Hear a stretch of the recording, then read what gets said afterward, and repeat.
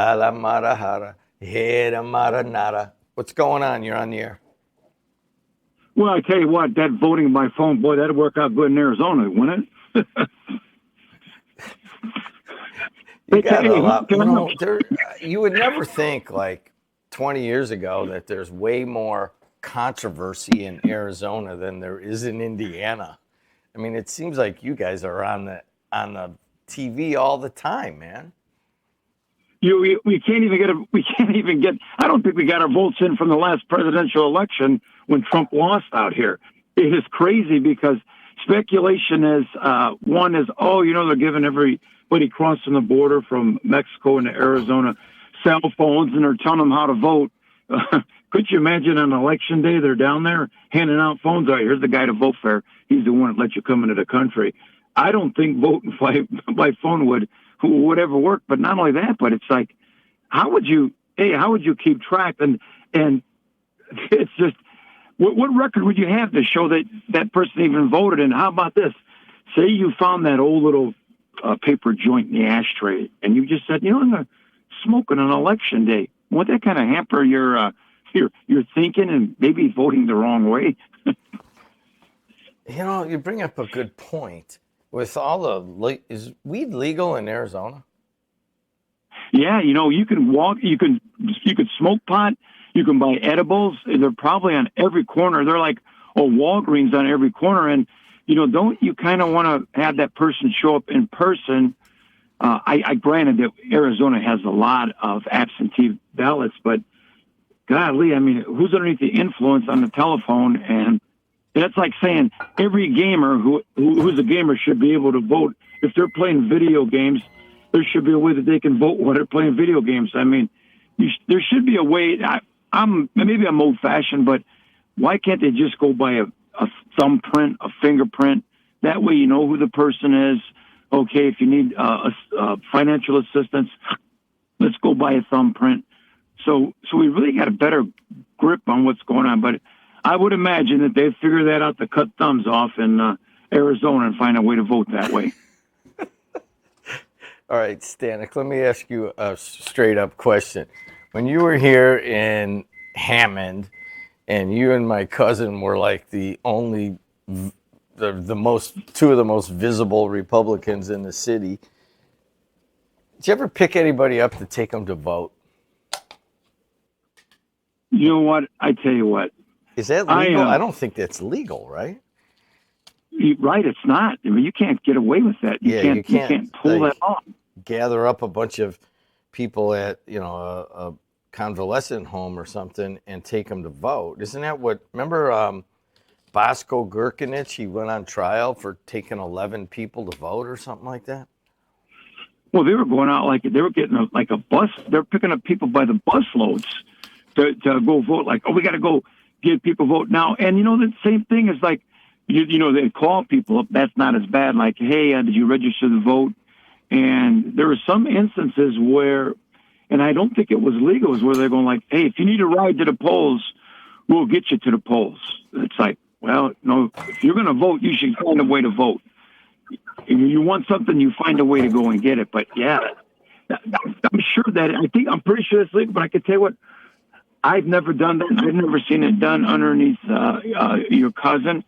And it was like, hey, we were old fashioned. We door knocked and just asked for votes and found out what you thought and what could we do to change your mind if you were thinking the other way. And there's a lot of times we get some heated conversations on people on the street, and sometimes your cousin would take the blame for things that he was never responsible for.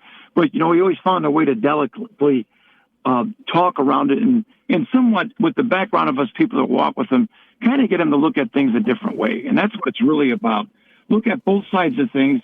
There's both sides. Truth is like a divorce. His side, her side, and then the truth. So there's three sides to everything. And sometimes you have to really weigh what you think would be the best. He's Steve Stanek, the philosopher from Arizona. How'd you like that up there I gave you on the motorcycle wreck? Come to find out, I want to clarify that was like gang motorcycle rivals. That's what that whole thing started with, that guy shooting a motorcyclist, walking away from where he shot him, and then his partner, that was a chase car, happened to see it and runs the guy over. And I kind of figured, I got a buddy of mine who's a retired fireman from Milwaukee, Jeffrey Dahmer's neighbor. He's got some great stories. And we were kind of talking, so how do you know about this motorcycle thing? He goes, well, I'm the vice president of the Axemen. So I said, okay, so what's the difference between that? He goes, no, they were a gang. There's a motorcycle gang and a motorcycle club. He goes, in Arizona, in order for them to be accepted in a motorcycle club, you know who has to give them the A-OK? You're not going to believe this. The Hells Angels.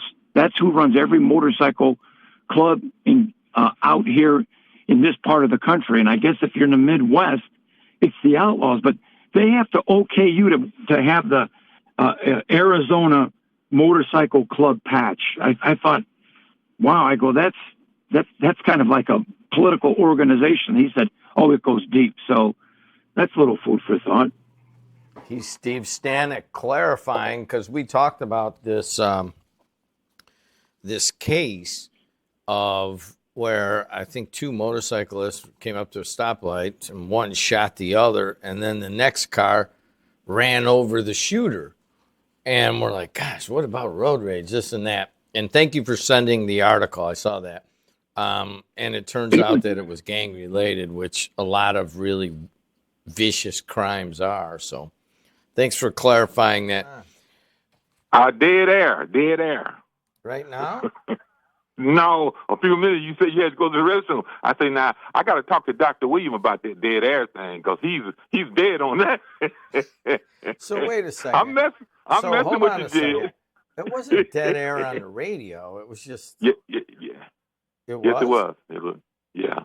It was dead. You say you had to go to the restroom, and all of a sudden it went off. Everything went off. You waiting on may have been off on my phone. Yeah. Maybe it was on my phone. Yeah, okay. I'm on the phone.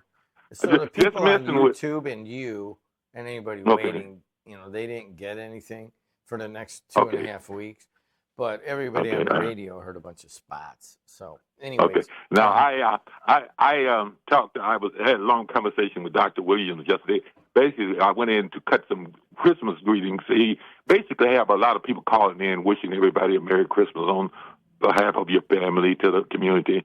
And so he do that every year. Ron, are you going to come in this time and do it? I said, you got it already from last year. Just play it again.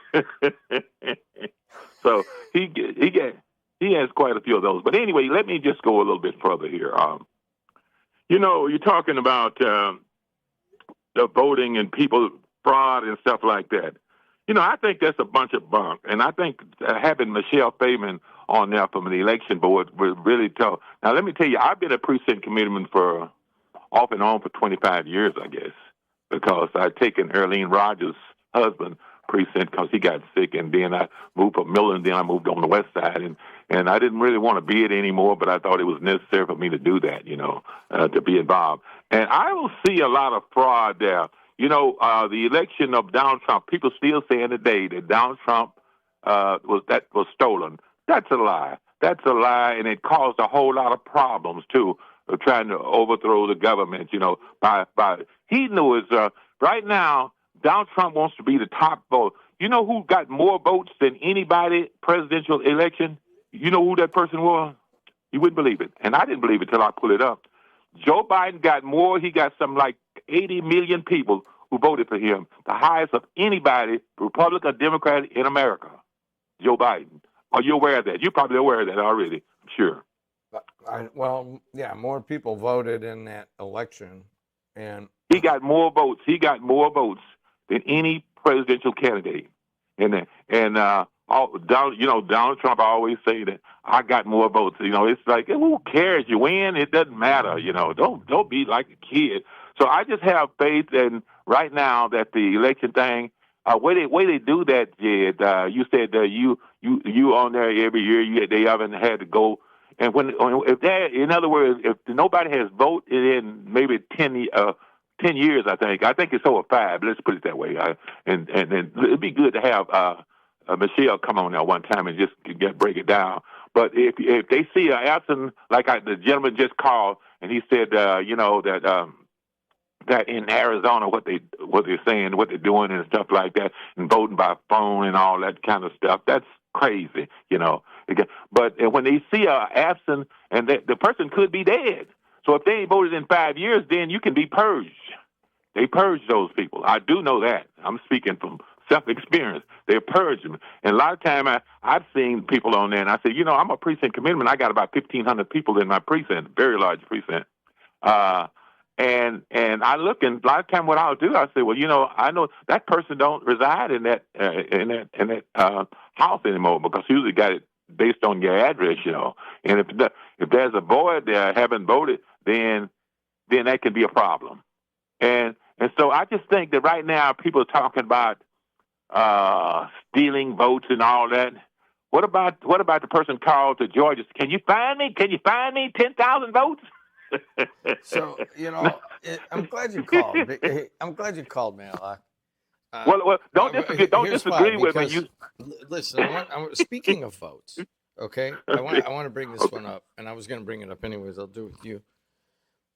So they're going through this redistricting thing, right? Oh my God, yes. It's really kind of ridiculous that we would just be Lake County and then a little stretch of land all the way to southeast of Fort Wayne. I guess it'd be southwest of Fort Wayne, and it would be Wabash County. I've been to Wabash for a baseball game, and you can't get it's forever. It's like, you know, it's almost Ohio. So we would have this little swath, and I'm just trying to figure out, like, God, how are they getting away with that legally? And now listen, it's very well thought out, and you really have to go for these things. Right? So I read some of the testimony that people were doing, and all the people kept going up there saying, well, this is being done for political reasons. This is being done for political reasons. And then they're like, well, why do they keep saying that? It doesn't help their cause. Well, the Indy Star on the front page of their paper today explains why. Because the federal courts cannot police political gerrymandering. Like if you're just doing it for politics, in a 2018 Supreme Court case, you could do it for politics. But a lawsuit, if you challenged, the redistricting, it wouldn't go anywhere. But a lawsuit based on racial gerrymandering could definitely go somewhere.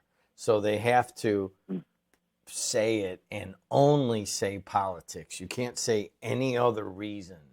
No racial, no ethnic, no, you can't say that. Okay. Location. Oh, my people God. In the region. You can't say anything, otherwise you'll get sued. You can only say that it's done for politics. And I was like, God, why are they saying that? And there it is. But anyway. Yeah. Well, I think right now with this redistricting thing, and I think it's terrible. And some Republicans are really catching hell because they don't want to support it. And I applaud those individuals for that. It's they don't want to do that. But right now, the president has gotten in touch with the governor, and I understand the governor they've been attacking the governor, also Indiana, and basically what he's saying that let the people decide. And right now, Frank, they going as Frank. You got 7 congressional districts. And my understanding, knowing this stuff like I do, that there's every redistricting, it goes along with the census, okay? Every 10 years. Am I right or wrong? Correct me. I know you say sometimes I don't agree with. I don't. They do it the year after the census, so 2021. Right. I know you said the other day. I don't always agree with Matlock. Well, you don't always have to agree with me, but but so I'm just simply saying that right now the thing, and I think right now it's terrible, but I believe that a candidate running like Frank Merban, he has a very good message that resonates with the voters. And I believe that even if however far they go, which is terrible, it makes him work just a little bit harder.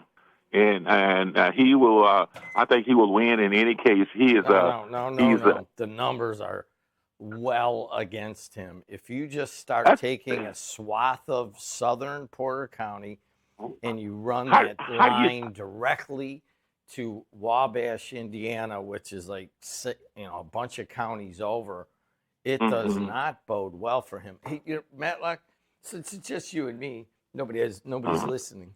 I Verly hope was not. in here, and she brought something up that I didn't quite understand. I'm like, well, why is Carol, what's her name, Green? Green? Jennifer Ruth Green. Jennifer Ruth Green. And I'm like, why is, there's an article about her wanting to run for this. And then Verly's like, well, think about it. You could theoretically get Jennifer Ruth Green to run here, get maybe a number of black conservatives and other people that might support her, and then kind of erase the Lake County vote of Randy Niemeyer out. And then you could wind up with Lake County being represented in Congress by a Republican from Wabash, Indiana. And I'm like, God, what a beautiful thing. You could basically erase Lake County even as a Republican if you handled it right. And I'm like, man, some people are really smart. Oh, you call what are you saying? Are you like eating an apple or something, or what? Yeah. I just think that right now, first of all, Jennifer Ruth Green will not be the candidate. I believe that they have either Randy Niemeyer, there's a commissioner lady running from some other parts of the thing. Because Jennifer Ruth, she got caught up in the state thing. She was a member of Braun's committee. Team of people in his office, in the governor's office. So I don't know what position she held, but apparently she was using campaign, and I just happen to believe that Jennifer Ruth Green was kind of used before. Her thing was to come in there, if they could come into Gary and get half of Gary, like that, and that would kind of hurt. People would want to go against her because of the pigmentation of her skin. And I said, well, people in Gary don't vote like that. I'm telling you, they don't vote that way. I don't believe they do. One reason why I say I don't believe they do, we had Scott King. He was the mayor of a predominantly black city. He won. Apparently, people like what he was saying, and I just think people are not like that. And we did not. Jennifer Ruth Green, I wouldn't give her the time of day, and she'll be probably running again. And I think, but why? I mean, why literally, why would you want to run again? I'm like, really, she can't. I mean, especially now that it has included much of central Indiana, she has almost zero chance of winning. Why would she run? And then you think about it, if you are downstate and you really just hate Lake County and you don't want Lake County to have any power, then you don't want a Lake County Republican. You would rather have a Republican from Wabash. So if you run somebody that could erase Randy Niemeyer, who, whether you like, are Democrat or Republican, he's from Lake County and he's going to represent us. It's just too beautiful the way it's thought out. That's all I'm saying, Matlock. It's way above your pay grade and my pay grade. Well, maybe they might put Curtis Hill in there running if it expensive. No, he's not in the district. Now, there's a question. Have they? What? Yeah, what's going to happen? He's a big supporter. He's a big supporter of Donald Trump, and if he doesn't get there, they might take him to Washington. Who knows? Hey, so, man, Matlock, you putting a lot into this. No, well, here's the thing, Matlock. You and I talk, and Walton, I talk, and this job I've been doing since I was the mid '80s, off and on, right? So when I've got something that's really juicy, I like to say, hey, let's talk about it. I mean, think about it. Mitch Daniels came out and said, don't do this, that this is going to anger voters here in Indiana, and it's not right. He said, do the right thing because it's the right thing. And I thought, well, gosh, if Mitch Daniels is saying it, people are going to listen to him. Hell no, man. It seems like the Trump-Braun thing is kind of taken over. The Yeah. Mitch You know, I Daniels had an opportunity. conservative has really Yeah. been pushed to the back burner here in Indiana. Yeah. Well, you know, I had an opportunity to talk to Mitch Daniels when I was on the Calumet Township trustee board. And he was at the time trying to get rid of. He said that Gary is using my computer corruption and stuff like that. And they wanted really township. No, the township thing is 1,008 townships in the state of Indiana, which is too many. We have probably 6 townships right here in Lake County. North Township, Calumet Township, and Hobart Township, and all those things. And why can't you have just a centrally located, or maybe the biggest city, and they have a trustee and a board member from that area? So, but again, reason that Mitch Daniels didn't want to do that because the majority of township people are in other areas. And Michelle, if you're listening, you could call in Jed. Jed might not believe Matlock, and some of the other people don't believe Matlock. And I know they don't agree with him, and that's irrelevant. I don't care about what they I'm just saying, give you some facts knowing what's happening. And so they said, well, no, we can't do that because the majority of the people township trustees are Republicans. And that's true in the state of Indiana. So they didn't want to get rid of it. That's one reason why the only thing that happened with Calumet Township, they went to North Township when we lost Griffith, and you know that. Yeah, that's water under the bridge. All right, Ron, I got to move on. I got a bunch of other people. Thank you. I love talking to you. You too. Even though I don't agree with y'all, Dan. Of course not. Talk to you. Bye. Hey, everybody. This is Jim Delo. That was a slice of the morning show from Thursday, December 4th of 2025. Don't forget, you can get my podcast on Apple, Spotify, wherever you get your podcasts. Trying to get a little bit more regular with it so that you can take that phone and put it under your pillow as you're getting ready to go to sleep if you somehow missed parts of the morning show. So I hope you like it, and I hope you like it on Apple, Spotify, wherever you get your podcasts.